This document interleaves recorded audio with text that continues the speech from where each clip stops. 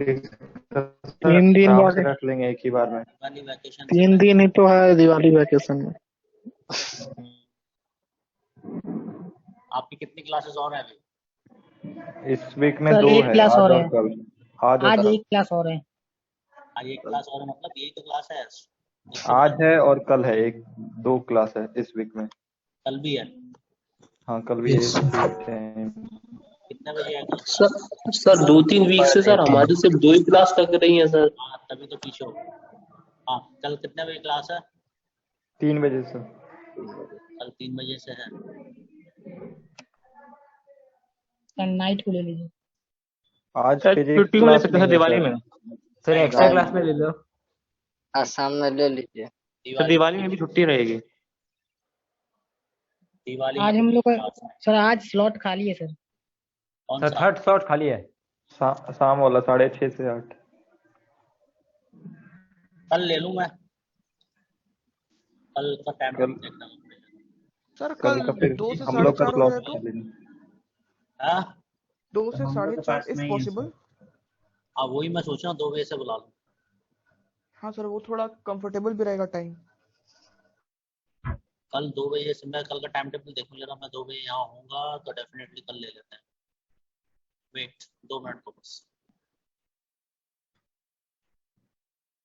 फिर डिस्कशन कल ही करेंगे।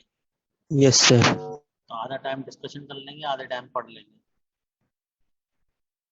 वो ज़्यादा बेटर है।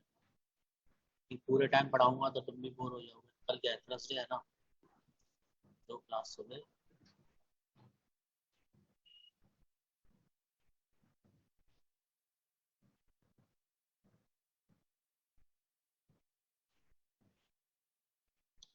कल तुम्हारी कितनी क्लास है शाम को? कल सुबह 1 है और शाम में 3।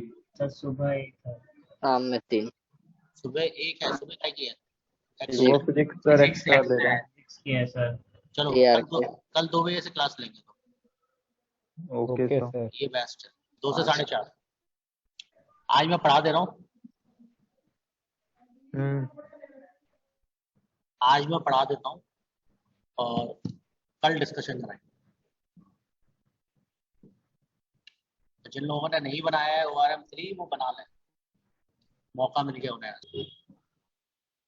लास्ट पेज का फोटो भेज दो एक, मैं देख लेता हूँ फिर आगे।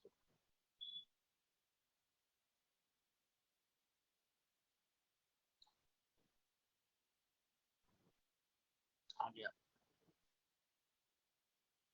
Okay, carboxylation by same mechanism para product can be formed.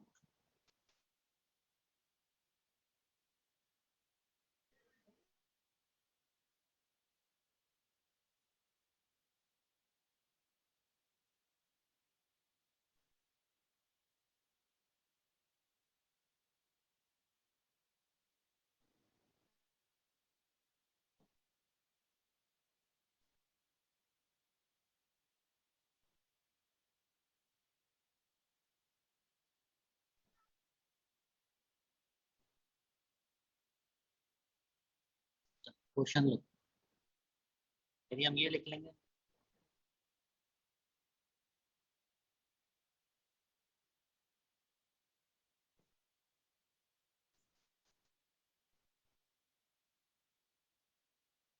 CCl4QH लेंगे तो बेटा क्या बनेगा? तो इसका पहला तो ब्लॉक है और वैसे भी ऑर्थो वाले में हाइड्रोजन बॉन्डिंग के कारण वो क्या होता है, मेसो बनता है।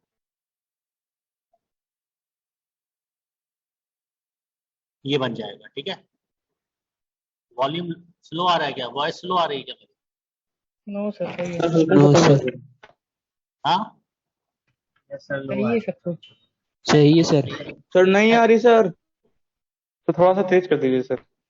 नहीं, मेरी ओर से तेज नहीं होगा, मेरी ओर से तो कंप्लीट मतलब फुल है। मैं तो ये पूछना चाह रहा हूँ कि यहाँ से ही कम जा रही है या फिर आप लोगों के नेट में कोई दिक्कत है? नहीं सर सही आ रही है। सही आ रही है तो इसका मतलब यहाँ से तो सही जा रही है। Next one, Kolbe Smith reaction.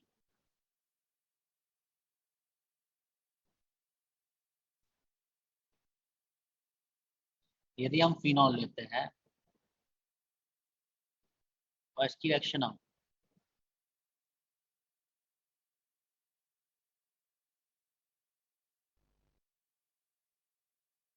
KOH के साथ और CO2 के साथ कराते हैं सर, हमें H+ भी देना पड़ेगा।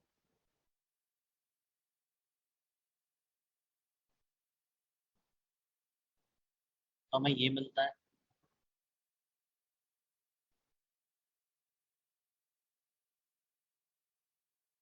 और हमें ये मिलता है। देखो भाई, इसमें ये मेजर होता है सैलिसिलिक एसिड और दूसरा माइनर होता है। कैसे होता है ये mechanism? First of all PHOH जो है ये OH माइनस के साथ एक्शन करेगा, क्या बनेगा?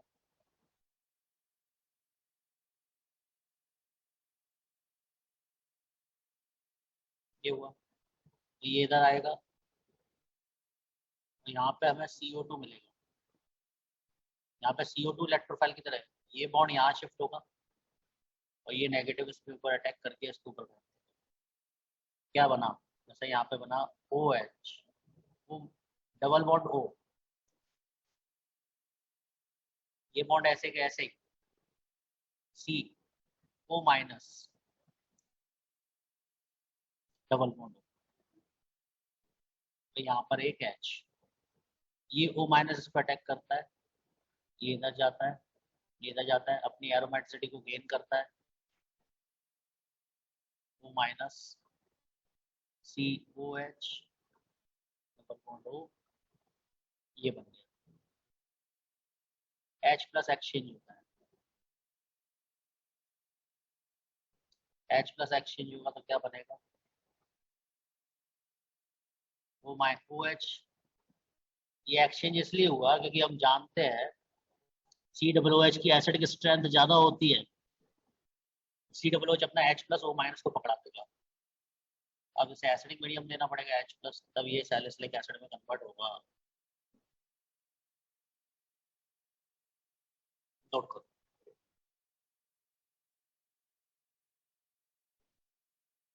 तो यहाँ से भी हमें सैलिसिलिक एसिड ही बनता है, और यहाँ पे जो इलेक्ट्रोफाइल है वो कौन होता है? CO2। Electrophile is CO2।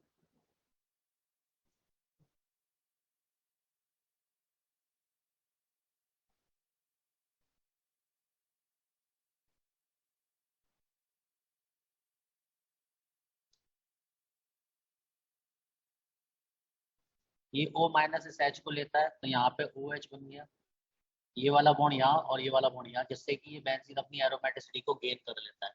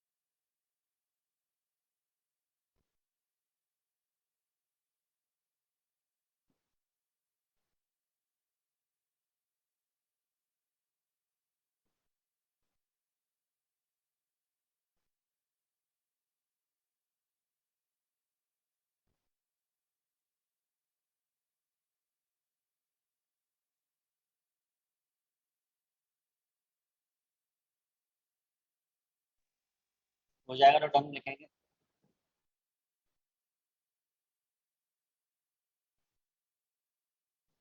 NCERT पढ़ रहे हैं आप लोग, नहीं पढ़ रहे हैं?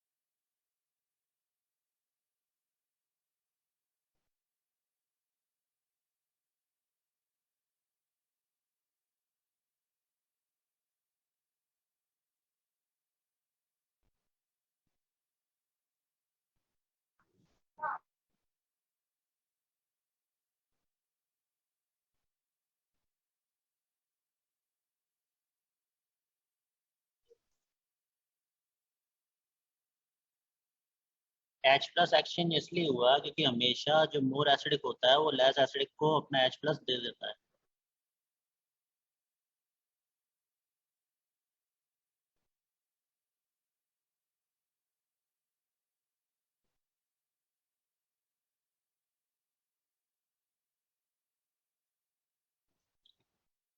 नेक्स्ट, अब देखो दो रिएक्शंस में एज ए दो रिएक्शंस में सैलिसिलिक एसिड बना है। एक तो कल पढ़ाई थी मैंने कार्बोक्सिलेशन, राइमर डायमंड कार्बोक्सिलेशन। एक अभी पढ़ाई कॉल्बे स्मिथ रिएक्शन। ये जो सैलिसिलिक एसिड होता है, या मैं इसे नोट करके लिखवा दे रहा हूँ, नोट। जो सैलिसिलिक एसिड होता है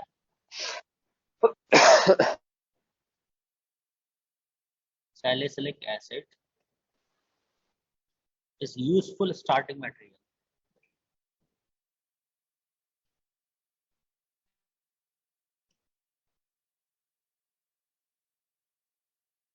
Useful starting material for the synthesis of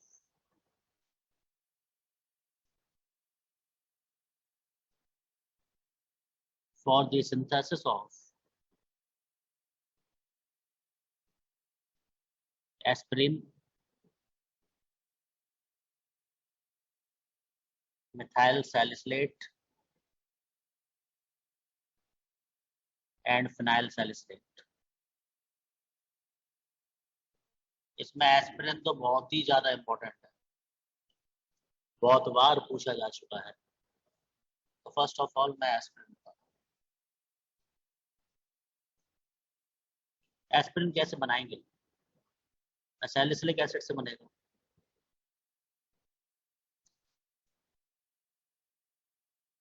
हमने लिया सैलिसिलिक एसिड, ये होता है।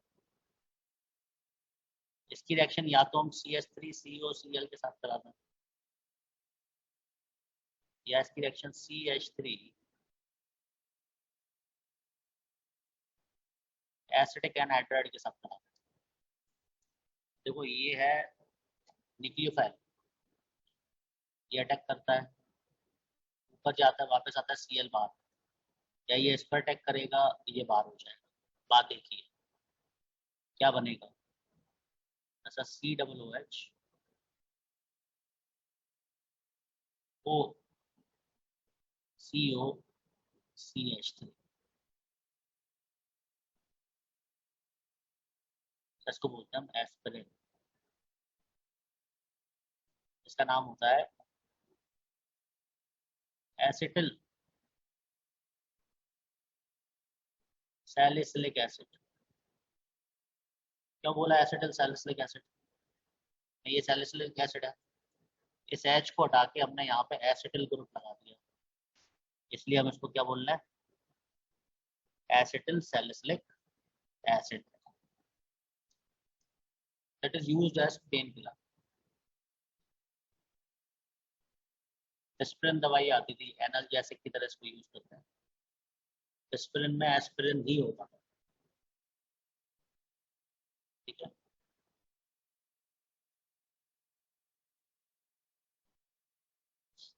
नेक्स्ट दूसरा,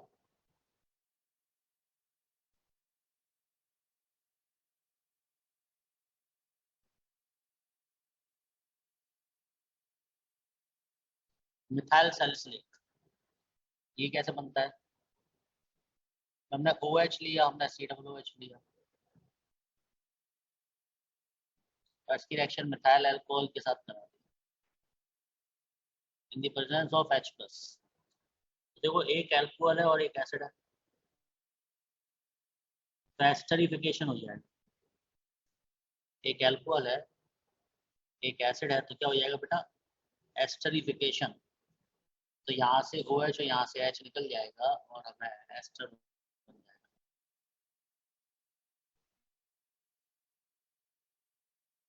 हमें ये, तो ये मिथाइल है। अब देखो किसी एसिड का यदि हम H+ निकालते हैं ना, तो 8 लगाते हैं।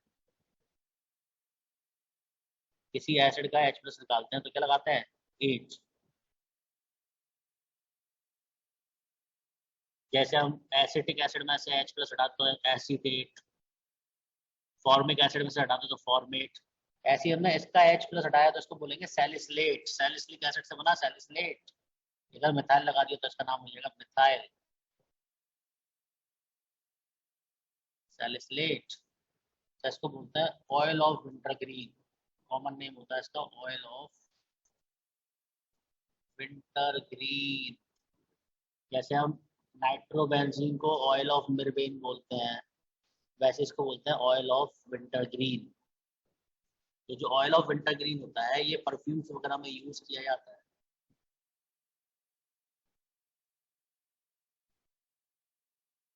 It is used in perfume industry.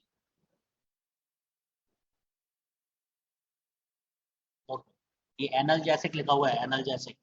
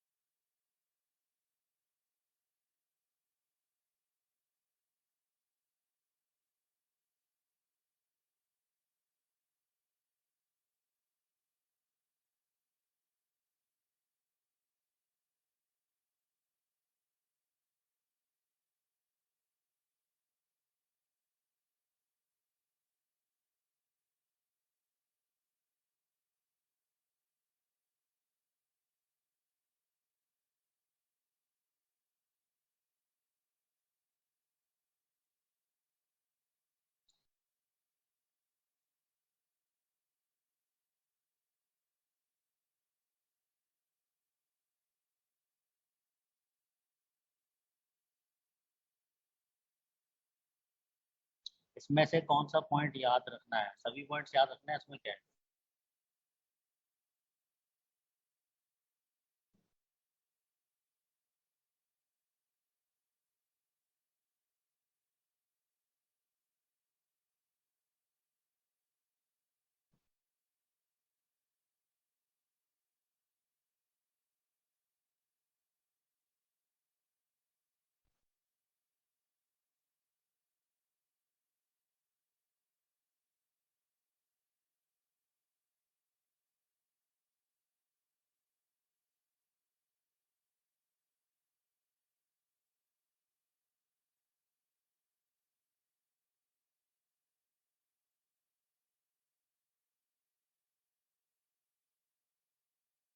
Pain killer को एनाल्जेसिक भी कहते हैं। हाँ, एनाल्जेसिक जो है उसको पेन किलर या एक ही बात है।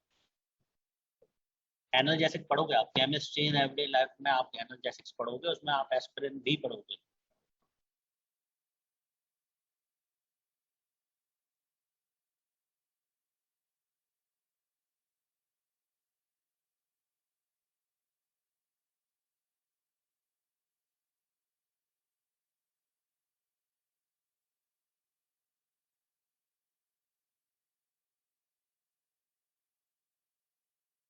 हो जाए तो डन लिखना।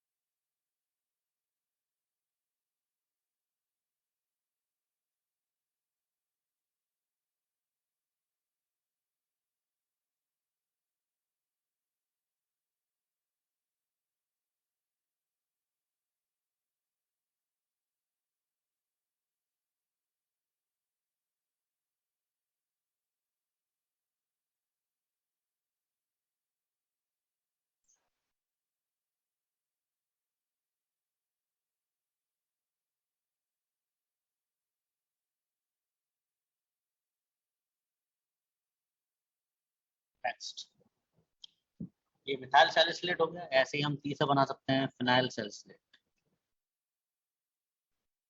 एक ही तरीका है। क्या करेंगे, बस हमने सैलिसिलिक एसिड लिया,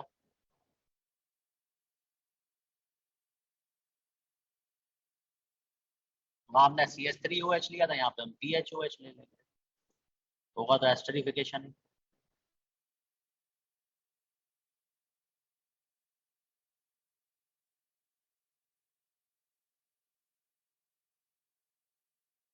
फिनाइल सैलिसिलेट used as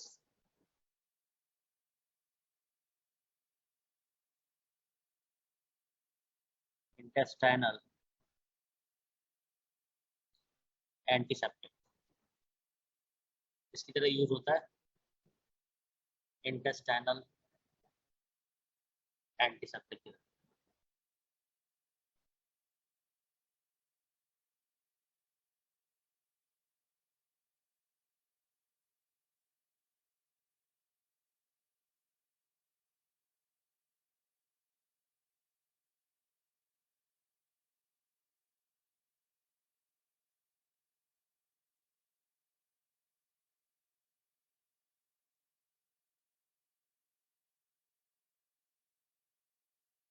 ठीक है, नेक्स्ट। तो ये सैलिसिलिक एसिड के यूजेस है, मतलब हम इससे क्या क्या बना सकते हैं।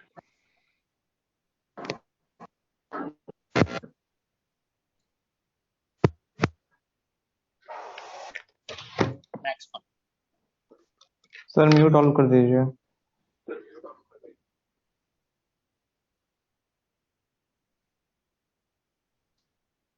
अब दूसरी रिएक्शंस, जो भी नंबर चल रहा हो वही नंबर देख लेना है ना।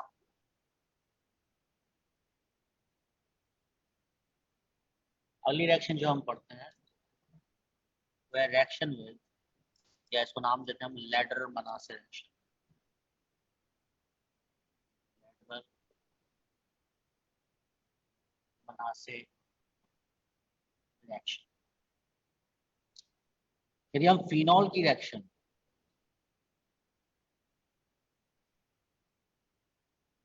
फॉर्मेल्डिहाइड के साथ कराते हैं,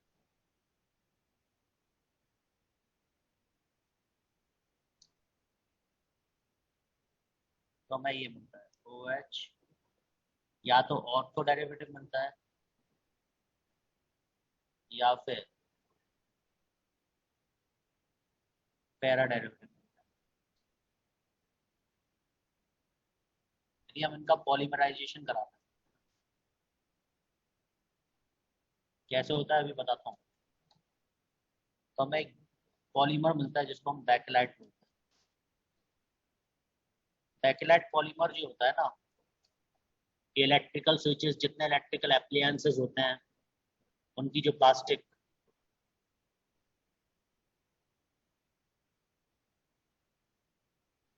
वो सब जो होता है वो बैकेलाइट होता है। बैकेलाइट की खासियत ये होती है कि ये मेल्ट नहीं होता, कितना भी गर्म कर लें ये मेल्ट नहीं होगा, जल जाएगा पर ये कभी भी मेल्ट नहीं होता है।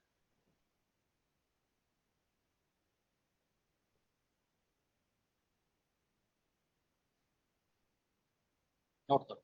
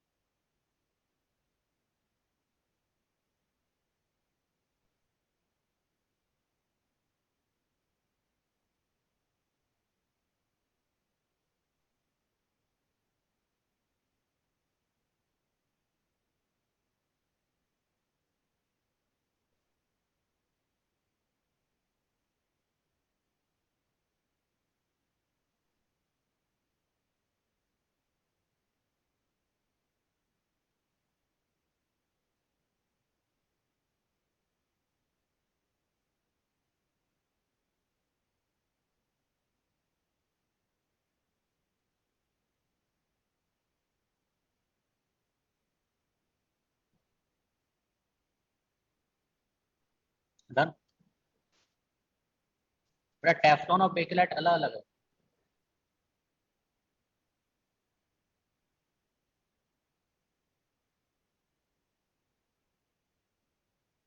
बेकेलाइट पढ़ेंगे दोबारा। पॉलीमराइजेशन का मतलब होता है कि बहुत सारे मॉलिक्यूल जुड़ जाएं, तो उसे पॉलीमराइजेशन कहते हैं। पॉलीमर में पढ़ेंगे, ये बाद में भी रिपीट होगा।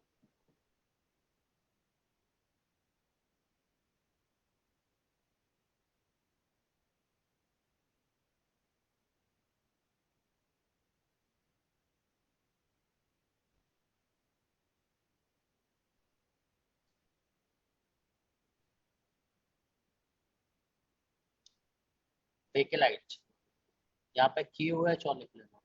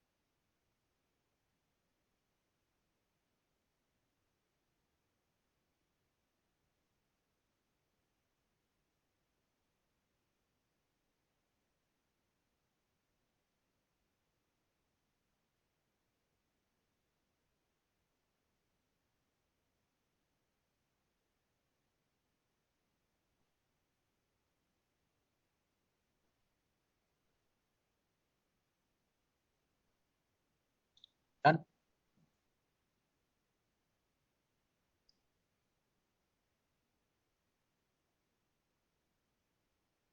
नेक्स्ट अब देखो कैसे हुआ ये रिएक्शन। ये फिनॉल था, OH माइनस आएगा, एसिड बेस रिएक्शन होगा, एसिड बेस रिएक्शन होगा तो O माइनस बनेगा। अब अपने पास क्या है, HCHO, ऐसे लिख सकता हूँ मैं। ये इधर आएगा, ये इस पर अटैक करेगा, ये इधर जाएगा, क्या बना,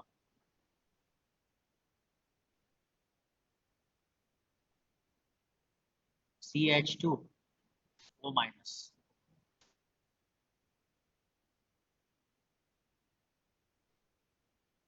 यहाँ पे H, ये इससे ये लेगा, ये इधर, ये इधर,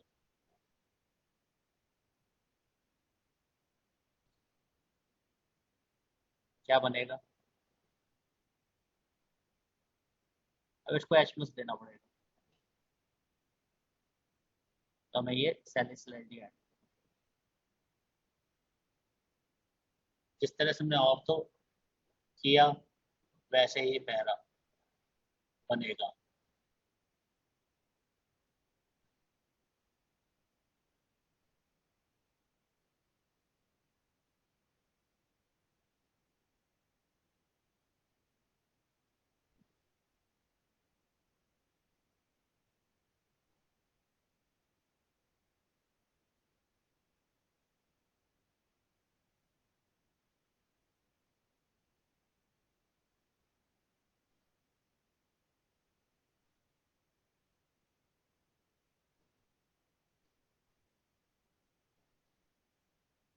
sorry, CH2OH, CH2OH।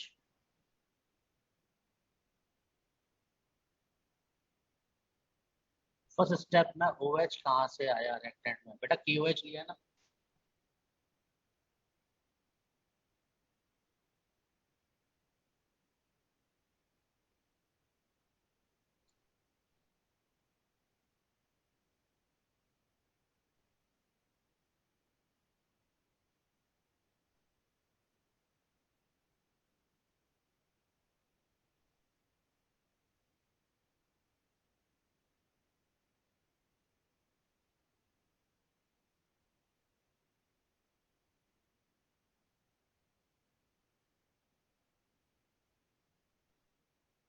Done.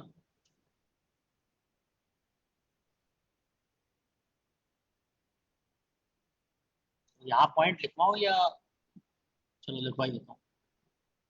when phenol and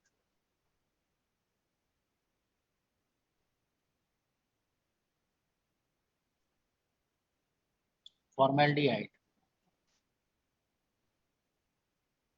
are used in excess,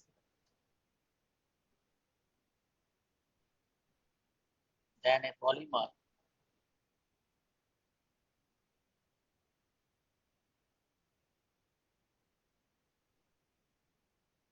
bakelite is formed.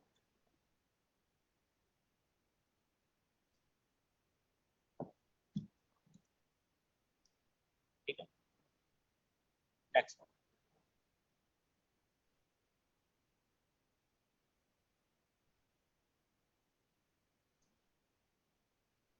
अगली रिएक्शन, लीबरमैन नाइट्रोसो टेस्ट।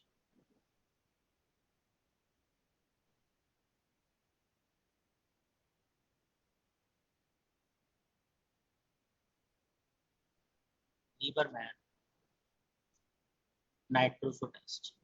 देखो, यदि हम फिनॉल लेते हैं और इसकी रिएक्शन HNO2 के साथ कराते हैं, तो हम जानते हैं कि HNO2 तो NO प्लस प्रोवाइड कराता है, नाइट्रेशन में भी बढ़ाएगा,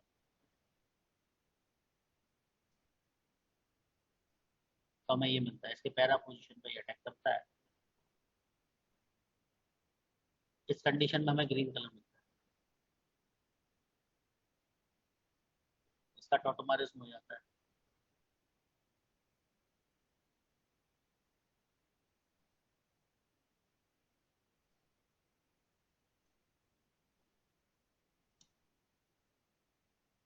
जब इसकी दोबारा PHOH के साथ एक्शन होती है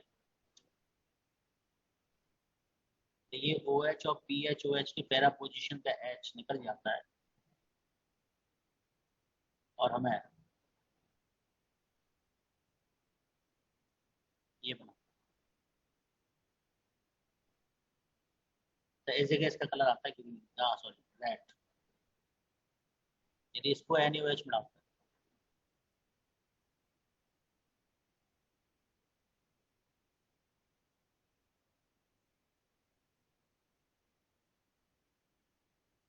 तो क्योंकि इसमें एसिडिक हाइड्रोजन है, कौन सा, ये वाला, ये निकल जाता है और इसमें सॉल्युबल हो जाता है और इसका कलर चेंज हो जाता है, ये हो जाता है ब्लू। तो इसमें कलर का सीक्वेंस याद करना जरूरी है, तो उसके लिए आप याद रखना GRB, एक पब्लिकेशन होता है GRB पब्लिकेशन, उससे याद रहेगा। या याद रखना हेलन, एक पुरानी डांसर हुआ करती थी सलमान खान की स्टेप मदर, हरा लाल नीला, तो सीक्वेंस है वो याद रहेगा। तो आपको ये याद रहेगा कि ये फिनॉल का टेस्ट है, तो हमें ये याद रहना चाहिए कि फिनॉल में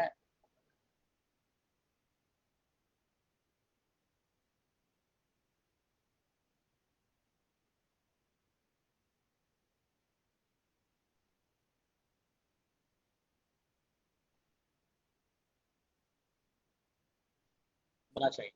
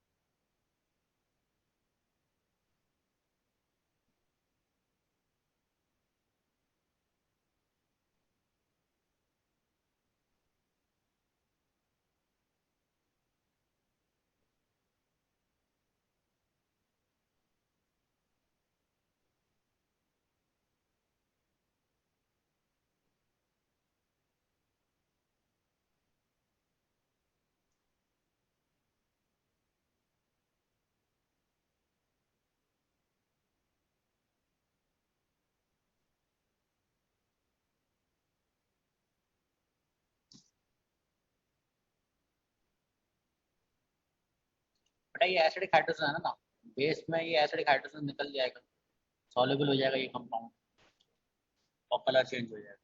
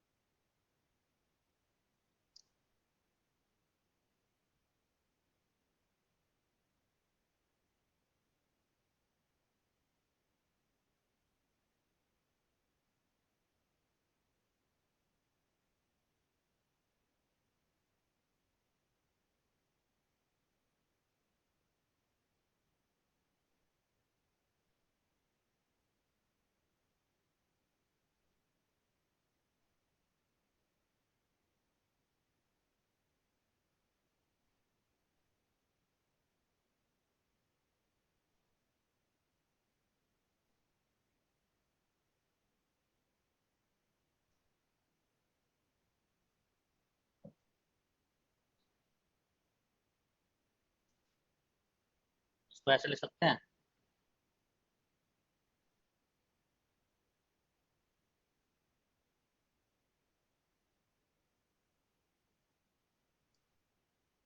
ये बन जाएगा।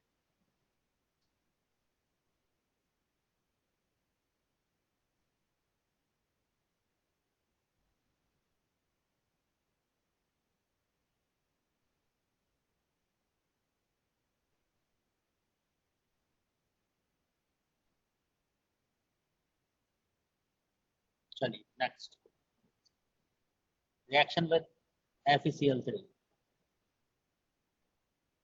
स्टेप ऐड नहीं करनी, वो मैंने किसी ने पूछा था PHOH के साथ क्या करना है, PHOH को मैंने ऐसे लिख दिया है।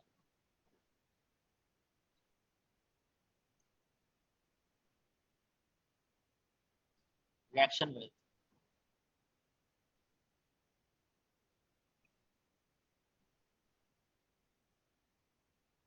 Neutral FeCl3।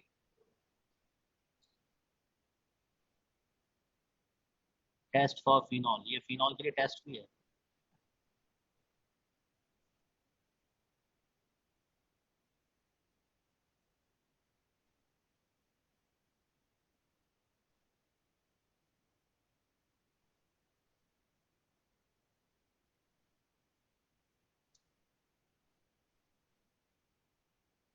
यदि हम फिनॉल की रिएक्शन न्यूट्रल FeCl3 के साथ कराते हैं,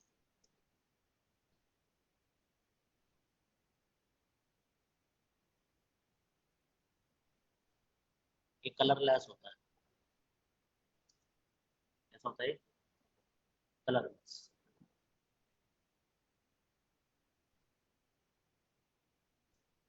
ये कॉम्प्लेक्स बनाता है FePHO -3 का।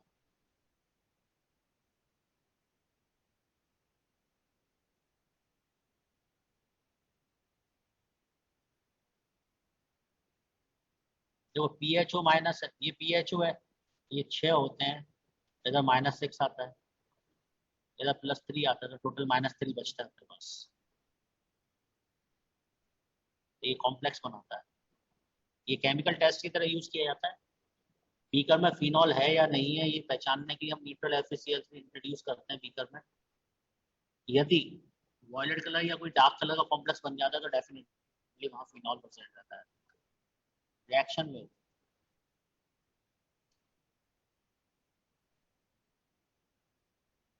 थैलिक एनहाइड्राइड, बहुत इंपॉर्टेंट रिएक्शन है। यदि हम थैलिक एनहाइड्राइड लेते हैं, थैलिक एनहाइड्राइड ही होता है,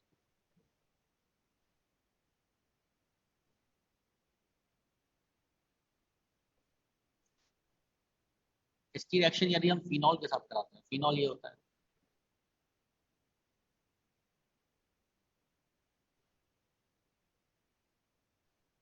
यहाँ से H ये निकलता है और यहाँ से वाटर बाहर निकल जाता है। बेटा क्या बनता है? ये तो ऐसे ही रहा।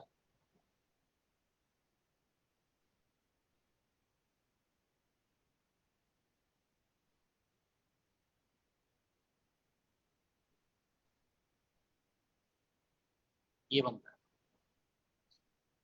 इसको फिनॉक्सिलीन बोलते हैं। फिनॉक्सिलीन ये एक एसिड बेस इंडिकेटर होता है।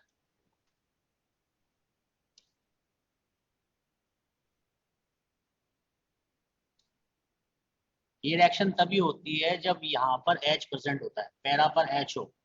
यदि फिनॉल के पैरा पर H नहीं होगा तो ये रिएक्शन नहीं होगी। नोट, यदि हम ये लिखते हैं does not give this reaction, phenol के OH के पैरा में H होना क्या है, कंपलसरी है, तभी ये रिएक्शन होगी, अदरवाइज ये रिएक्शन नहीं होगी। नोट,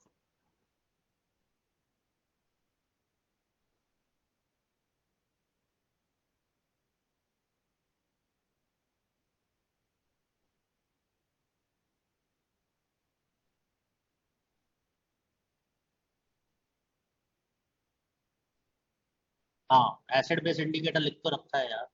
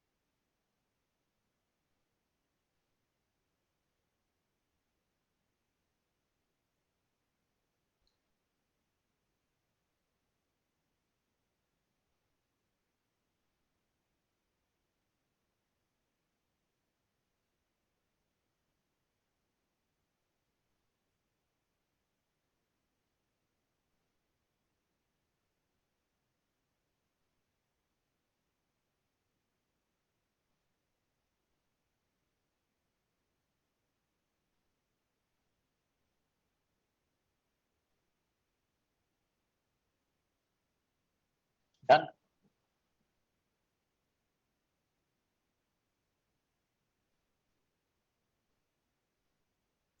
नेक्स्ट,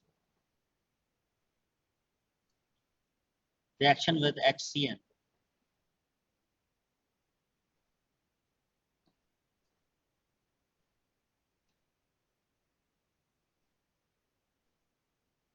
ये बेंजीन में भी पढ़ाई थी मैंने रिएक्शन, जब ORF2 पढ़ाया था। आपको ध्यान हो तो CHO लग जाता है इसमें। यदि हम HCN ले लें और H2O ले लें, CHO इंट्रोड्यूस हो जाता है बेंजीन पर, जिससे सैलिसिलैरिटी ऐड होता है। रिएक्शन विद H2NI, ये भी लिखाई थी। यदि हम फिनॉल ले लें और इसकी रिएक्शन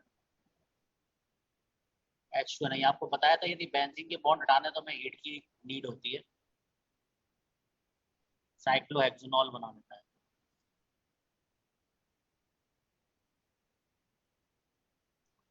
रिएक्शन विद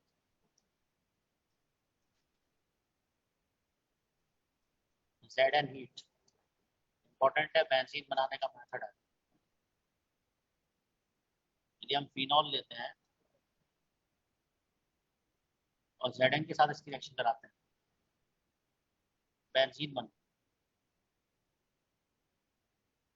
तो होता है वो ऑक्सीजन को लेके चला जाता है।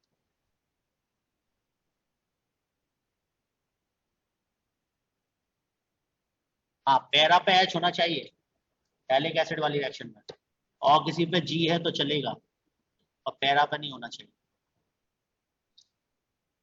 Next, reaction with K2S2O8, oxidising agent है K2S2O8, मार्शल एसिड का सॉल्ट है, यदि आप देखें ध्यान से तो।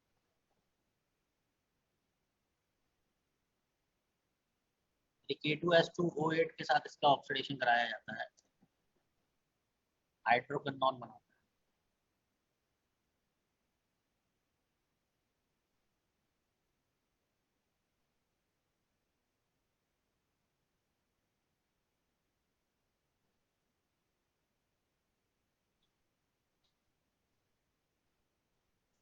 और रिएक्शन विद एयर,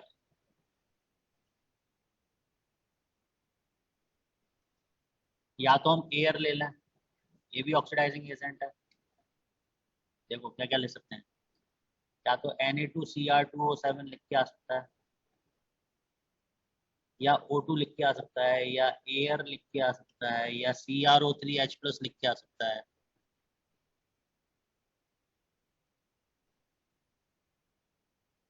या H2CrO4 लिख के आ सकता है। ये सब ऑक्सीडाइजिंग एजेंट है स्ट्रॉन्ग, तो ये सभी इसको पैरा बेंजोक्विनोन में कन्वर्ट करते हैं।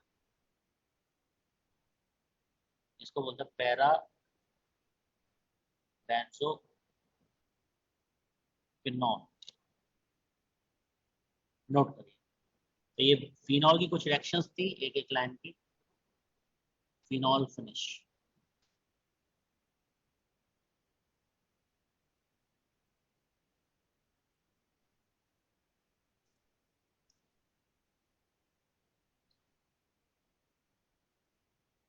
हाँ ये जिंक डस्ट की फॉर्म में यूज होती है। नोट करो, मैं आ रहा हूँ 2 मिनट।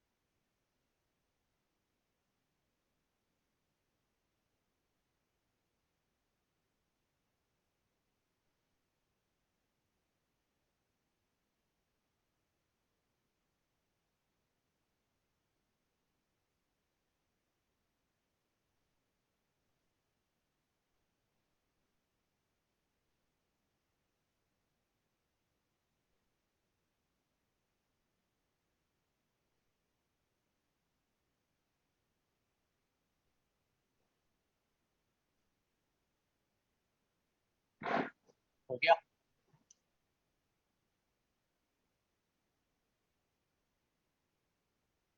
डस्ट मतलब पाउडर फॉर्म होती है उसकी।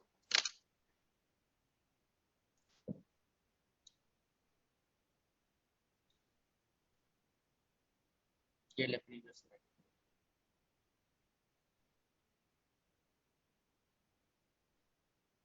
KMnO4 काय के लिए KMnO4 H+ ले सकते हैं बेटा। ये तो ऑक्सीडेशन रिडक्शन है, इसमें समझाऊंगे। ऑक्सीडेशन रिडक्शन की मैकेनिज्म नहीं होती।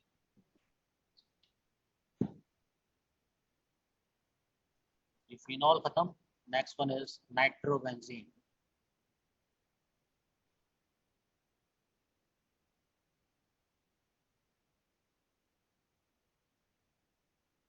ये होता है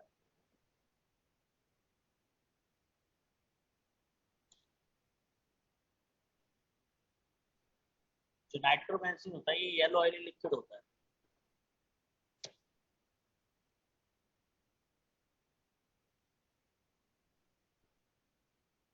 और इसको हम बोलते हैं, it is also called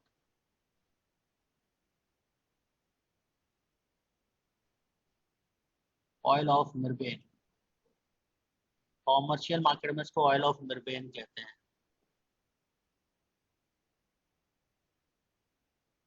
commercial market में इसको ऑयल ऑफ मिर्बेन कहते हैं। इट हैज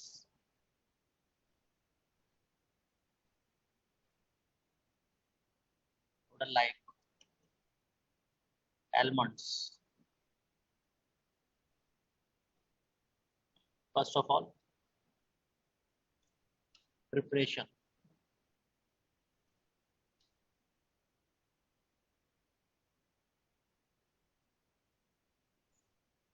कैसे बनती है? पहला, फ्रॉम एनिलीन।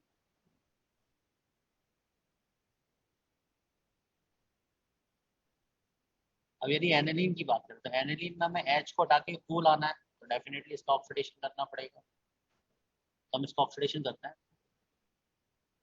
किसी भी पर एसिड के साथ। तो ये NH2 NO2 में कन्वर्ट होगा। ठीक है, next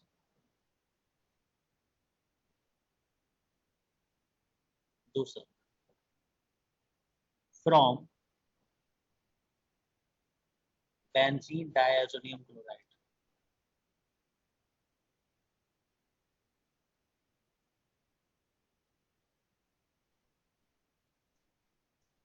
So it is benzene diazonium chloride। इसकी रिएक्शन जब हम KNO2 या NO2 के साथ कराते हैं, N2Cl हट जाता है और हमें नाइट्रोबेंजीन मिल जाता है। पढ़ेंगे जब हम बेंजीन डायazonium क्लोराइड करेंगे उस टाइम। Third, from benzene. देखो ये बेंजीन है, यदि इसकी रिएक्शन हम डाइल्यूट HNO3 के साथ कराते हैं, नो रिएक्शन। यदि इसकी रिएक्शन हम कॉन्सेंट्रेटेड HNO3 के साथ कराते हैं, नाइट्रोबेंजीन मिलता है, 60 डिग्री पे मिलेगा। यदि हम इसकी रिएक्शन कॉन्सेंट्रेटेड HNO3 के साथ कराते हैं 100 डिग्री सेल्सियस पर, तो 2 नाइट्रो लग जाएंगे और मेटा लग जाएगा। मेटा पे इसलिए लग रहा है क्योंकि NO2 जो होता है ये मेटा डायरेक्टिंग होता है। NO2 मेटा डायरेक्टिंग होता है, इसलिए मेटा पे लग रहा है। यदि हम कॉन्सेंट्रेटेड HNO3 ले लें और 160 डिग्री सेल्सियस पर रिएक्शन करा दें,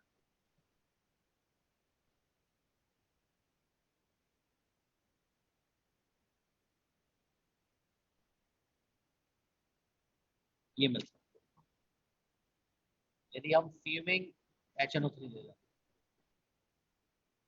फ्यूमिंग HNO3, तब भी हमें यही मिलता है।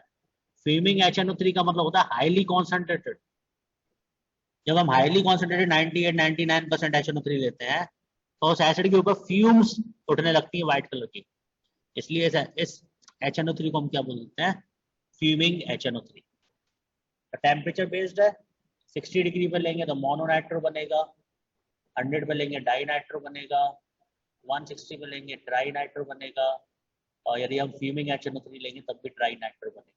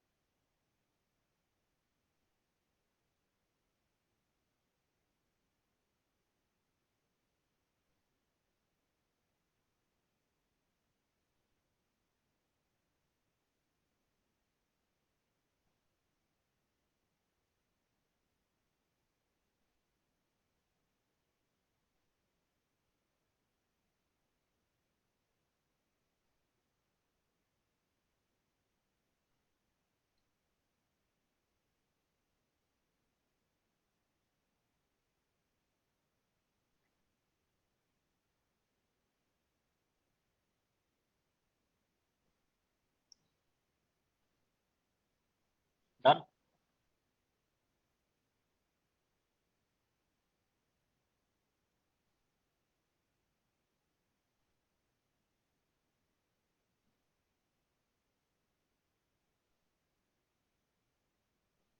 चलो नेक्स्ट, तो ये तो हुई प्रिपरेशन की बात। अब मैं बता दूं कि इसमें ये वाली रिएक्शन इंपॉर्टेंट है, पर नाइट्रोबेंजीन से यदि क्वेश्चन आता है तो प्रिपरेशन से नहीं आता, वो रिडक्शन से आता है। तो अगला केमिकल एक्शन ऑफ नाइट्रोबेंजीन।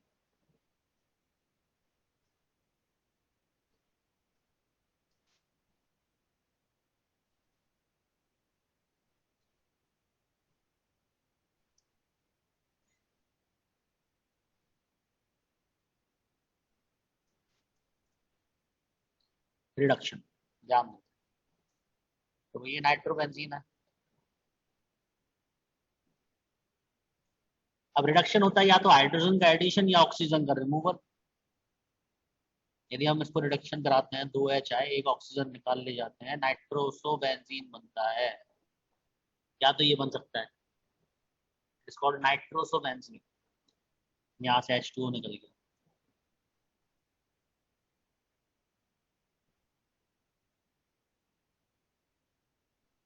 इसका फर्दर रिडक्शन कराएंगे तो NO को हम ऐसे लिख सकते हैं, N डबल बॉन्ड O।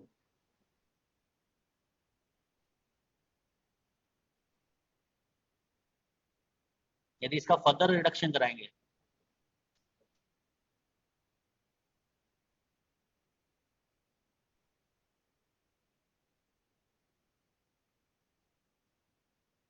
एक H यहाँ जुड़ा, एक H यहाँ जुड़ा, बीच का बॉन्ड टूट गया, इट्स कॉल्ड फिनाइल हाइड्रोक्सिलामाइन। क्यों बोला इसको फिनाइल हाइड्रोक्सिलामाइन? इसको बोलता है हाइड्रोक्सिलामाइन। एक H हटाया, फिनाइल लगाया, तो इट्स नेम इज फिनाइल हाइड्रोक्सिलामाइन। इसको फिर 2H दिए, 2H इस O को निकाल ले जाते हैं और H2O बाहर निकलता है।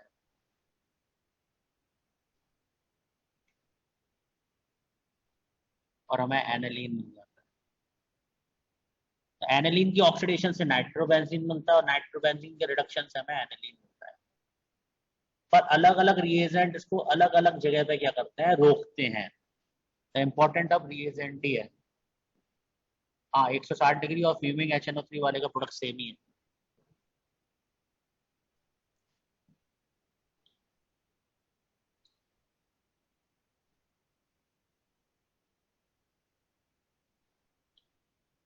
तो अब अलग अलग रिएजेंट्स देखते हैं। पहला कैटालिटिक रिडक्शन। जब भी कैटालिटिक रिडक्शन की बात होती है H2Ni आता है। पढ़ा रखा है मैंने, जितने नाइट्रोजन वाले होते हैं वो सब अमाइंस में कन्वर्ट होते हैं। यदि हम नाइट्रोबेंजीन लेंगे और इसका कैटालिटिक रिडक्शन कराएंगे तो ये एनालीन में कन्वर्ट हो जाता है। ठीक है, next B, electrolytic reduction. Electrolysis के द्वारा भी हम इलेक्ट्रॉन दे सकते हैं। यदि इलेक्ट्रोलिसिस के द्वारा इलेक्ट्रॉन दिया जा रहा है तो उसको इलेक्ट्रोलिटिक रिडक्शन बोलते हैं। अब ये जो इलेक्ट्रोलिसिस के द्वारा इलेक्ट्रॉन दिए जा रहे हैं,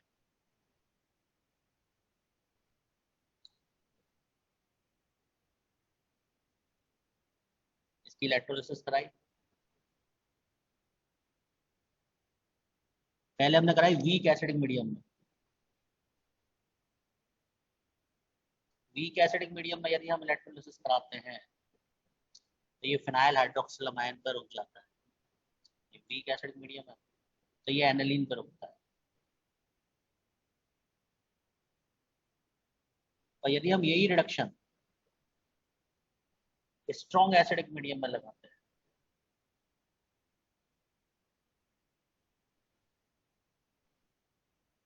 इलेक्ट्रोलिसिस, इधर हमने लिया स्ट्रॉन्ग एसिडिक मीडियम, तो ये फिनाइल हाइड्रोक्सिलमाइन देता है।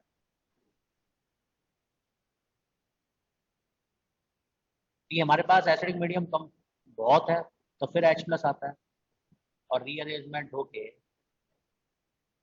ये हमें ये देता है NH2। तो वीक एसिडिक मीडियम में अलग बनता है और स्ट्रॉन्ग एसिडिक मीडियम में अलग बनता है। याद करने का तरीका बताता हूँ मैं। सी, यदि हम एसिडिक मीडियम देखें, इन एसिडिक मीडियम, ये इलेक्ट्रोलिसिस नहीं है, अलग है। तो यदि हम नाइट्रोबेंजीन लेते हैं, या तो हम FeHCl ले लें, HCl आ रहा है ना इसलिए एसिडिक मीडियम बोल रहे हैं, या हम SnHCl ले लें। दोनों ही केसेस में हमें एनालीन मिलता है। तो देखो हर केस में एनालीन ही मिल रहा है, सिर्फ ये वाला केस है जिसमें हमें डिफरेंट मिल रहा है फिनाइल हाइड्रोक्सिलमाइन। अदरवाइज हर केस में हमें एनालीन ही मिल रहा है। एक न्यूट्रल मीडियम में और फिनाइल हाइड्रोक्सिलमाइन मिलेगा, तो हर केस में एनालीन और न्यूट्रल मीडियम और electrolytic reduction in strong acidic medium, उसके केस में हमें क्या मिलता है, फिनाइल हाइड्रोक्सिलमाइन मिलता है। नोट करो।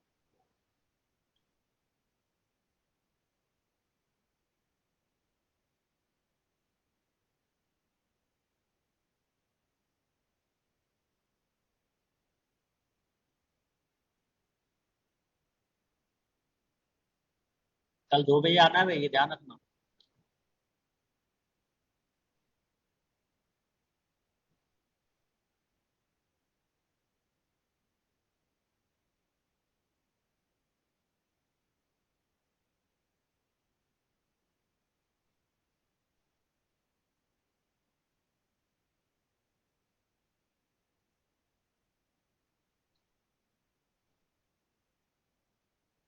टू ही लगेगा।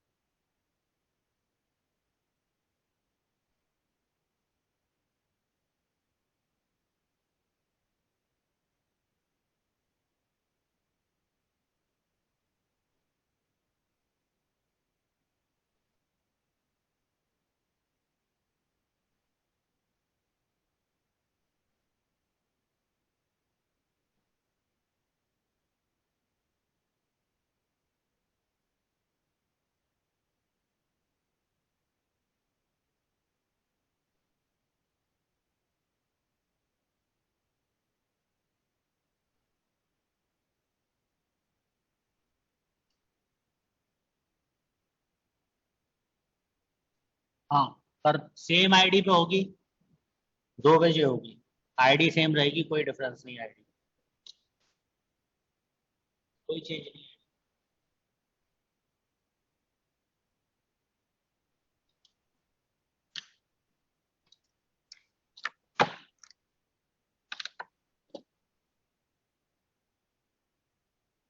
हाँ अभी पढ़ेंगे ना, 7 मिनट है बेटा।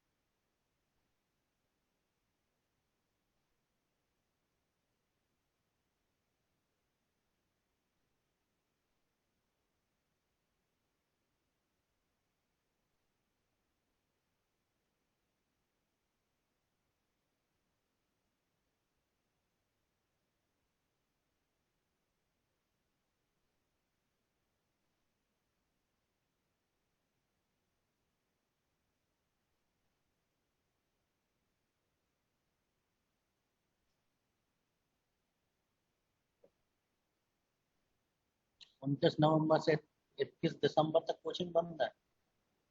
कोई मैसेज आया क्या ऐसा? 29 नवंबर से 21 दिसंबर तक कोचिंग बंद है।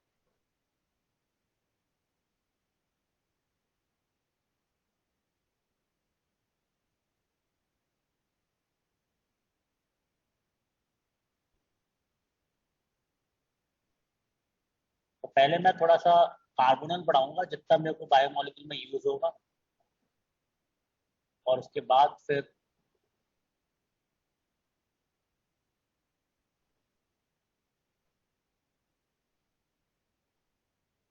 कार्बोनल के बाद फिर स्टार्ट करूंगा बायोमोलिक्यूल्स, और बाकी सब कुछ पढ़ लेंगे अब आप एनसीईआरटी से। नेक्स्ट,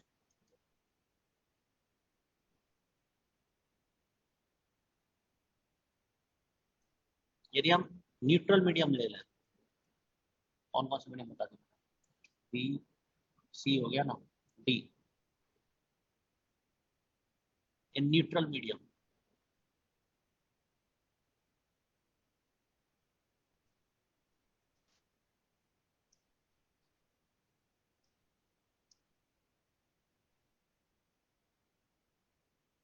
तो ZnNH4Cl लेते हैं।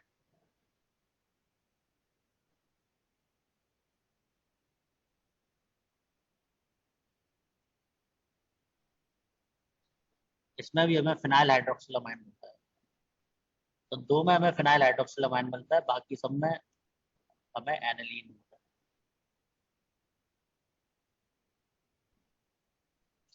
ठीक है, नेक्स्ट, ई इन बेसिक मीडियम। बेसिक मीडियम में कहानी थोड़ी अलग, ध्यान देना। देखो यदि हम NO2 लेते हैं, नाइट्रो,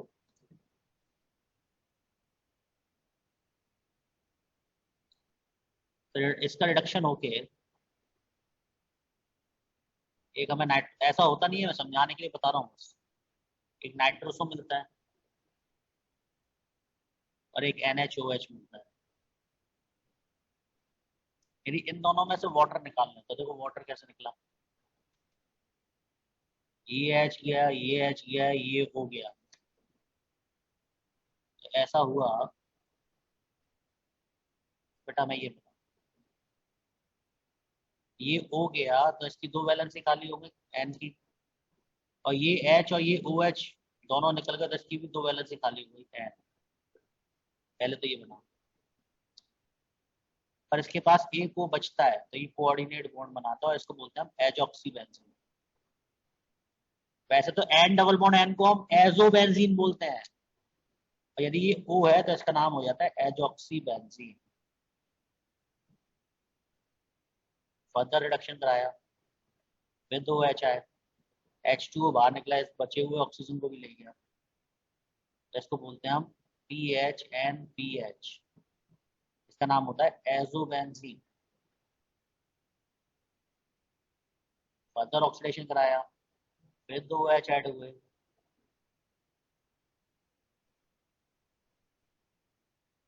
ये बना सर, इसे बोलते हैं dihydroazobenzene, dihydroazobenzene. ठीक है, अब कौन सा रिएजेंट क्या बनाएगा? यदि हम MEOH, बेसिक मीडियम में बात हो रही है भाई, तो NaOH लेना तो बेसिक मीडियम है, या हम ग्लूकोज और NaOH ले लें, या हम Na2ASO3 और NaOH ले लें। इन तीनों के साथ रिडक्शन पे हमें पहला वाला कंपाउंड मिलता है जिसका नाम होता है एजॉक्सीबेंजीन। फॉर्मूला मैंने पहले लिख रखा है। इन तीनों से एजॉक्सीबेंजीन बनता है। यदि हम SnNaOH ले लें या LiAlH4 ले लें तो इससे हमें एजोबेंजीन मिलता है।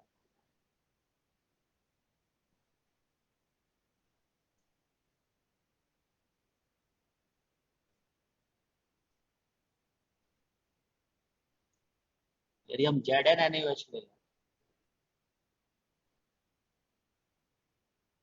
तो इससे हमें डाईहाइड्रोएजोबेंजीन मिलता है।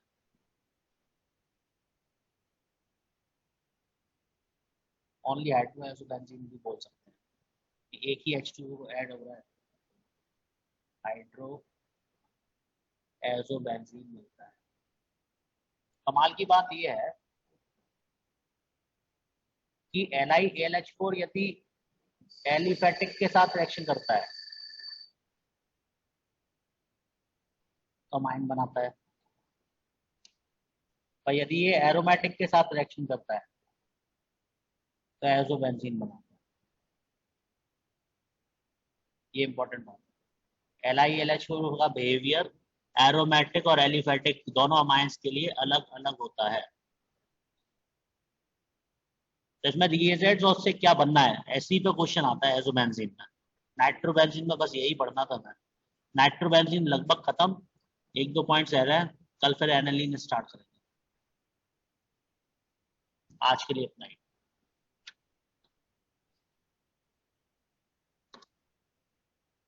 कल कितने बजे क्लास है? कल 2 बजे क्लास है भाई, ध्यान रखना।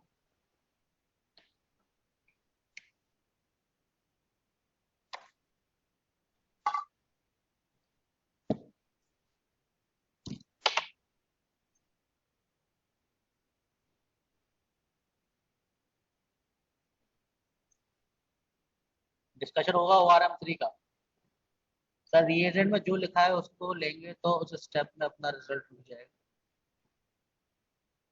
हाँ, रिएजेंट अलग अलग स्टेप पे रोक देगा, सही बात।